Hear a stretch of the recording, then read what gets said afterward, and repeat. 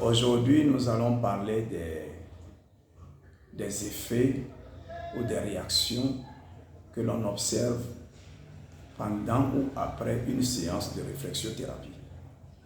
Nous faisons cette vidéo pour répondre aux inquiétudes de certaines personnes qui viennent au centre et qui, après une séance de thérapie, constatent quelques changements dans leur corps.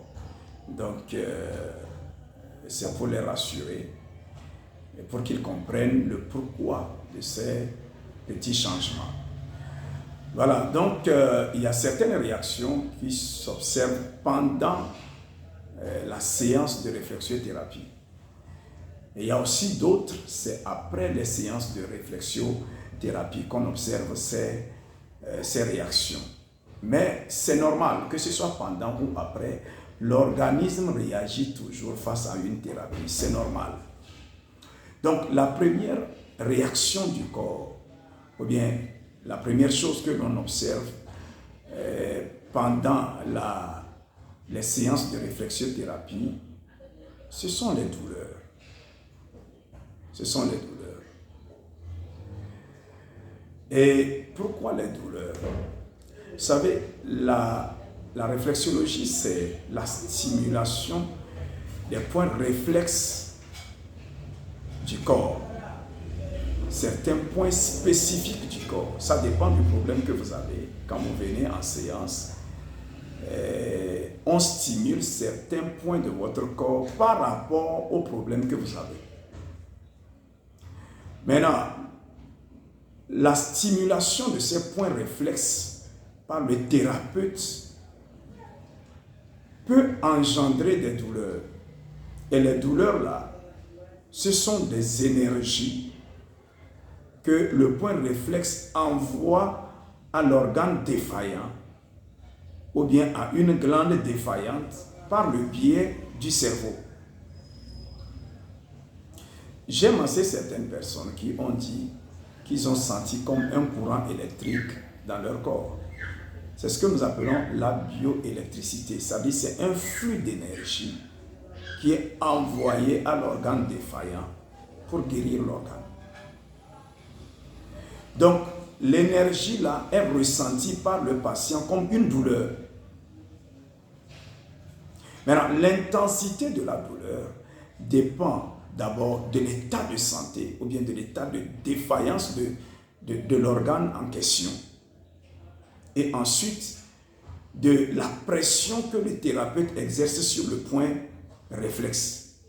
C'est-à-dire que si vous venez et que vous avez un problème rénal, si le problème rénal est aigu et qu'on vous touche le point réflexe des reins, ça fera plus mal que celui qui n'a pas de problème rénal. Celui qui n'a pas de problème rénal, même si on masse, quelle que soit la pression qu'on donne sur le point du réflexe du rein, il ne sentira rien. Il ne sentira pas de douleur. Donc la douleur là est un message. La douleur là est une énergie qui est envoyée à l'organe défaillant pour le guérir. Donc le patient ne devrait pas s'inquiéter. Bon, seulement le réflexothérapeute a la possibilité de juguler la douleur. C'est-à-dire que si le patient souffre beaucoup, on peut relâcher la pression pour atténuer la douleur ressentie par le patient. Il y a cette possibilité-là. Donc, il y a la douleur. Ensuite, nous avons la courbature. Bon, la courbature, ce n'est pas chez tout le monde. Mais ça s'observe surtout chez les personnes qui sont un peu avancées en âge, chez les personnes qui sont sédentaires, qui ne pratiquent pratiquement pas de sport.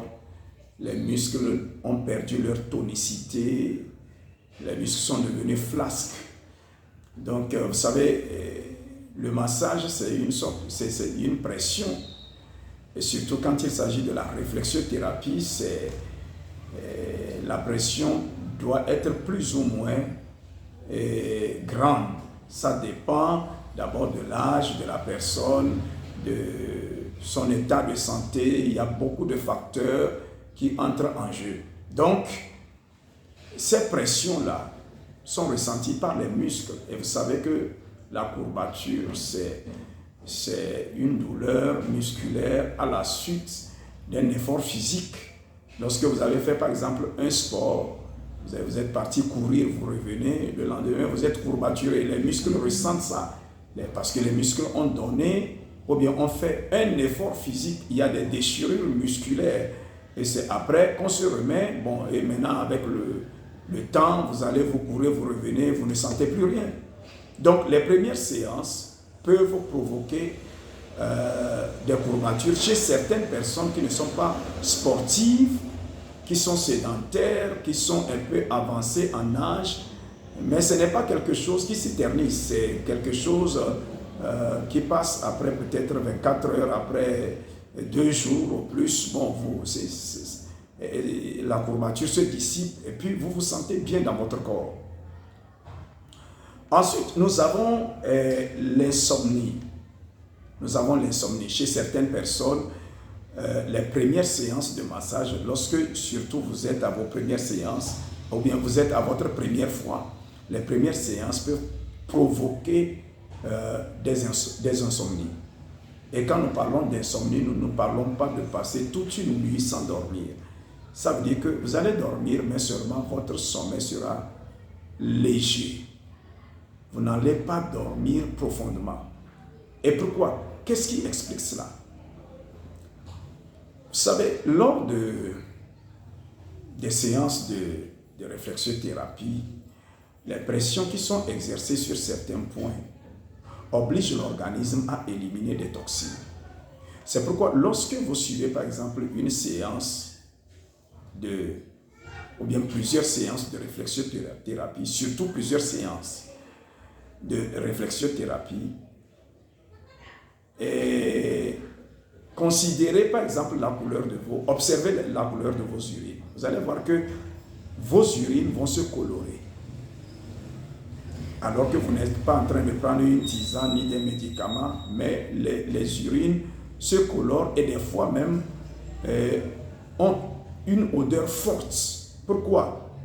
Parce que l'organisme va à la recherche des toxines, des mauvaises graisses, des cholestérols pour les éliminer. Or, les toxines sont comme des poisons dans le corps. Donc, cette guerre-là qui se passe dans votre corps, où l'organisme fait tout pour éliminer des stocks de toxines dans l'organisme, va provoquer une insomnie, c'est-à-dire l'organisme ne sera plus tranquille pour dormir profondément. Pendant tout le temps où l'organisme sera en train d'éliminer les toxines, vous aurez un sommeil léger. Mais après ça, vous allez dormir comme un bébé. Vous allez dormir profondément. Vous allez sentir que vous serez comme neuf dans un corps nouveau. Vous aurez un bien-être incroyable parce que l'organisme se serait débarrassé de beaucoup de poisons. Nous avons aussi comme réaction les PET, c'est-à-dire le fait de faire des gaz, de péter, de faire des gaz. Il y a certaines personnes qui disent qu'ils ne font jamais de gaz. Si vous ne faites pas de gaz, vous êtes malade. Votre organisme n'est pas en bonne santé. Vous n'êtes pas en bonne santé. Parce que la science nous dit que en moyenne, un homme en bonne santé doit faire 13 à 21 PET par jour. Vous devez dégager des gaz parce que les gaz là viennent du métabolisme du corps, de la digestion. Vous savez, quand vous avez mangé un aliment, le foie, le pancréas, toutes ces glandes-là sécrètent des substances pour faciliter la décomposition des aliments, faciliter la digestion. Et ça produit des gaz. Ces gaz-là sont contenu dans les intestins. Vous devez dégager cela par des PET. Donc, il y a certaines personnes, quand vous avez un côlon qui n'est pas en bonne santé, vous faites moins de gaz. C'est des gens, ils ne font pas souvent de gaz, ils ne font pas les gaz tous les jours, mais le jour où il fait un gaz, son gaz sent tellement mauvais que lui-même, il n'arrive pas à supporter l'odeur de son gaz. Je crois que ça arrive à tout le monde.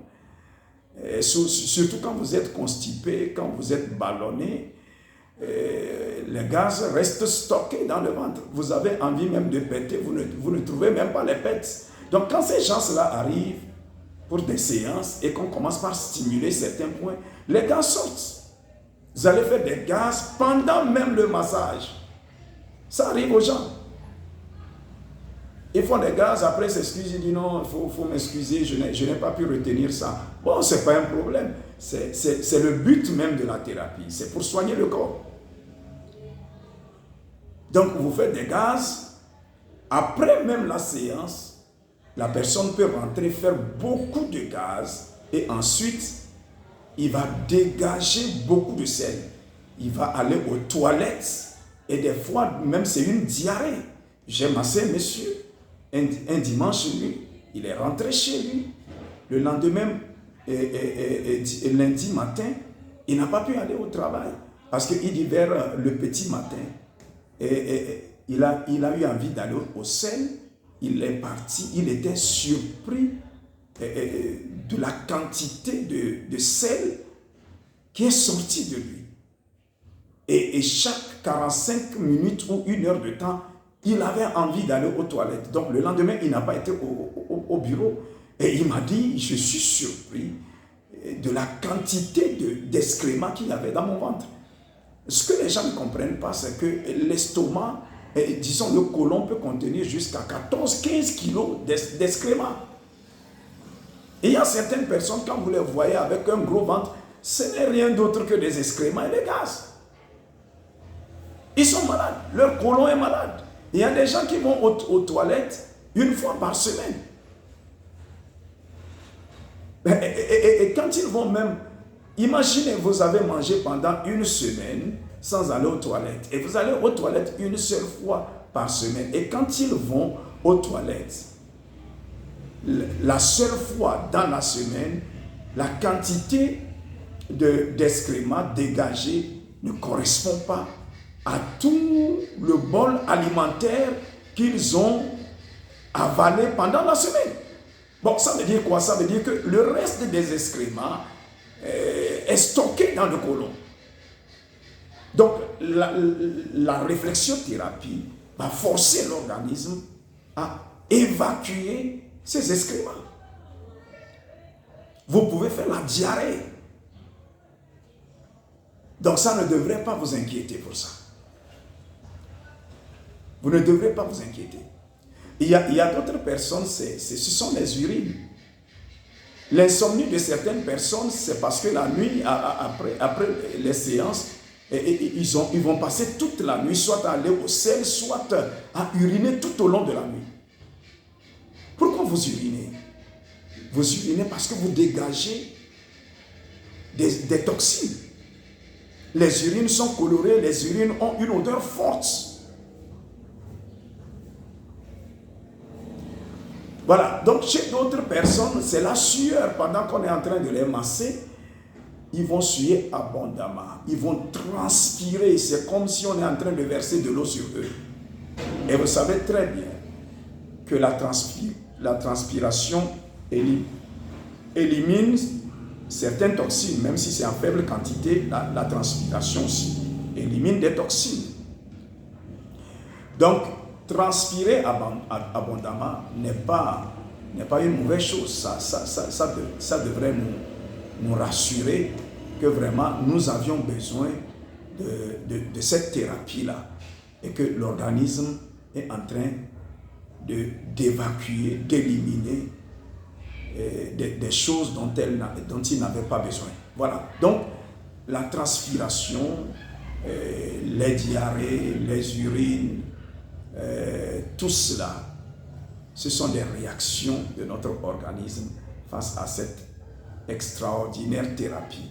J'appelle la réflexiothérapie une extraordinaire thérapie. Nous rendons grâce à Dieu de ce que Dieu, dans sa sagesse et dans son intelligence, a équipé l'homme de ce que nous appelons des points réflexes, dont la connaissance et la stimulation engendrent naturellement la santé, le bien-être et la relaxation. Vous vous sentez relaxé, vous vous sentez en bonne santé, vous sentez un bien-être inexpliqué sans avoir pris de médicaments. C'est ce qui est fabuleux, c'est ce qui est extraordinaire avec cette thérapie. Les différentes maladies, les différentes pathologies dont vous souffriez avant vont commencer par disparaître un à un, sans médicaments. Je précise, sans médicaments. Il y a certaines personnes qui sont devenues dépendantes des médicaments. Pour dormir, il faut un médicament. Pour chier, il faut un médicament. Il faut des laxatifs. Pour aller au ciel, il faut des laxatifs. Pour dormir, il faut des laxatifs. Quand on revient du travail, on est trop courbaturé, on est fatigué, il faut des médicaments. Finalement, vous saturez votre organisme de médicaments et ça diminue même l'immunité naturelle. Ça détruit l'immunité naturelle.